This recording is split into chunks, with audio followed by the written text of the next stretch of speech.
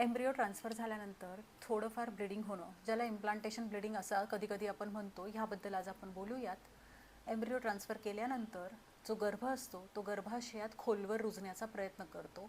अशामध्ये थोड्याफार blood vessels open होण्याची शक्यता असते आणि साधारण ट्रान्सफरनंतर 5-6 दिवसात हे ब्लिडिंग होतं. आता हे ब्लिडिंग झालं म्हणजेच प्रेग्नन्सी पॉझिटिव्ह आहे असंही नाही, आणि तुम्हाला जर ब्लिडिंग नाही झालं याचा अर्थ सायकल निगेटिव्ह आहे असाही नाही. इम्प्लांटेशन ब्लिडिंग व्यतिरिक्त बरीच कारणं असतात ज्यामुळे असं ब्लिडिंग स्पॉटिंग होऊ शकतं. मग काय कारणं आहेत? तर बऱ्याच वेळा वजायनली ठेवण्यासाठी काही कॅप्सूल्स, काही जेल तुम्हाला दिले जातात, आणि अशामध्ये जर तुमच्या बोटांची नखं मोठी असतील तर त्या नखाच्या नुसत्या टचमुळे देखील ब्लिडिंग होऊ शकतं. आम्ही जे हार्मोन्स देतो त्या हार्मोन्समुळे नॅचरल प्रेग्नन्सीसारखा इफेक्ट निर्माण होतो आणि व्हजायनातला म्युकोजा हा थिन वॅस्क्युलर झालेला असतो, कंजेस्टेड असतो.